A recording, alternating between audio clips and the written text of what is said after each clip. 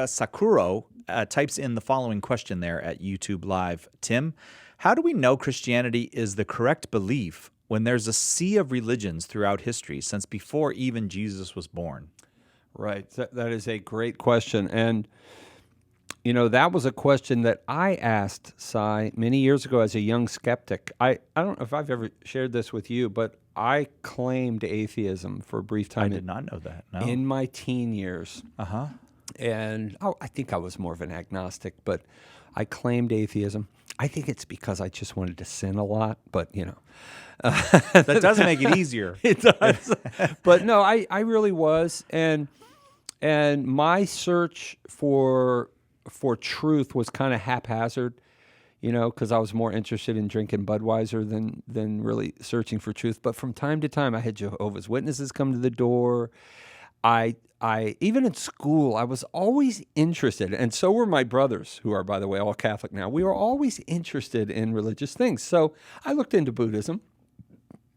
I looked into Hinduism. I looked into a few of the world religions and Jehovah's Witnesses. My brother Ted and I really got into it for a while, and then we kind of dropped out of everything. But then later, when I started getting more serious, I started studying more seriously. And what I found for our what's her name that wrote in the question? I'm surprised you didn't remember it. It's such an easy name. I'm just kidding. Mura Sakuro. Mura Sakuro. Okay. Mura Sakuro, here, what you find as a matter of history is that there is one person that sticks out like a sore thumb, and his name is Jesus Christ. He is the pivotal person in history. And of course, with a lot of the world religions, Hinduism, for example, you have Hindus that accept him as one of their avatars, right? They have something like 125,000 avatars, right? Or divine manifestations. He's one of them. Islam accepts him as a prophet. A lot of Jews today, you'll find he was a confused rabbi or a good guy who was a misguided rabbi. I mean, everybody has to deal with this person because there's so much, and this gets to the heart of your question. There is so much historical evidence for Jesus Christ. Great book, by the way, by Lee Strobel. Oh, yeah. They're making a movie about it right now called The Case for Christ. I think he's not Catholic. He should be, but he's not Catholic. But it's a great book, Case for Christ, where you look at this person as a matter of history, and it is incredible because he's attested to by non-Christian sources, as well as, of course, in the Gospels, which are incredibly accurate historical, pieces, just from a historical standpoint. I mean, you have guys like Sir William Ramsay, for example, the late 19th century Scottish archaeologist who set out to study Luke and Acts as a skeptic. He was going to blow holes in it, and he ends up becoming a Christian in the process. I mean, I wasn't as intelligent as Sir William Ramsay, but I had a little bit of that in my own odyssey. You end up discovering another great book, Mere Christianity by C.S. Lewis, Mura Sakuro, if I'm getting that right. C.S. Lewis, he puts it basically this way: when you look at the life of Christ as a matter of history. I mean, read Will Durant's History, right, or the Encyclopedia Britannica. Read, these are secular histories, and you find Jesus Christ. And the write-up there is, he claimed to be God, performed miracles, fulfilled prophecies and such to demonstrate that he was. These are all historical realities. This is why the Catechism of the Catholic Church will say in paragraph 643 that the resurrection of Jesus Christ cannot be known by anything other than an historical fact. It's a historical fact.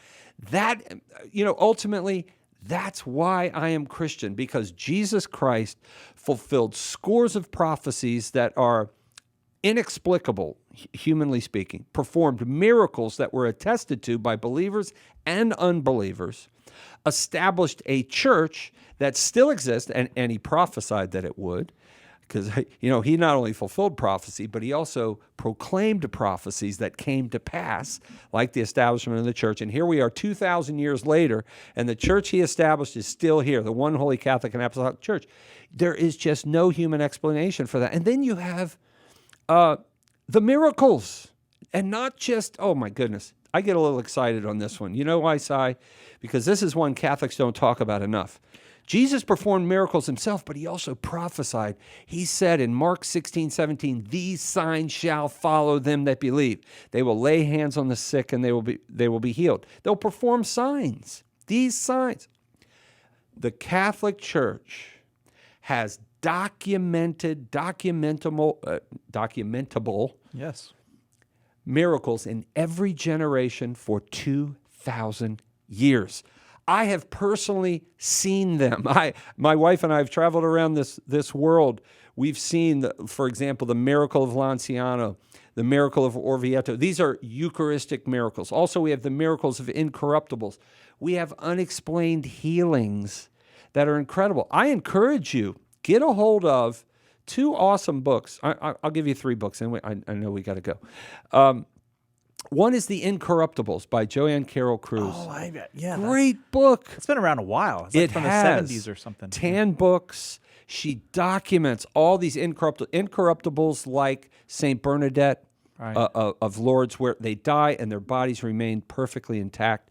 Phenomenal. These are living miracles. Well, they're not They're alive, not living, but they're living miracles in the sense that they're miracles that are there for us right now. You can see them and experience them. And then the other is called Eucharistic Miracles by the same Joanne Carroll Cruz. Phenomenal miracles, some of which still exist. Like I mentioned, the miracle of Lanciano. This miracle is 1,317 years old.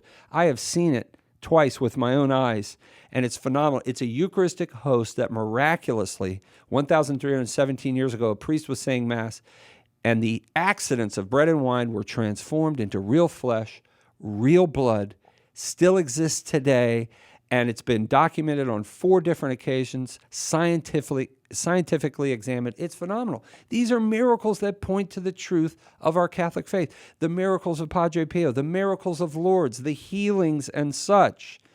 All of this and more that what we could talk about are the reasons why I am Christian, and not just Christian, but Catholic.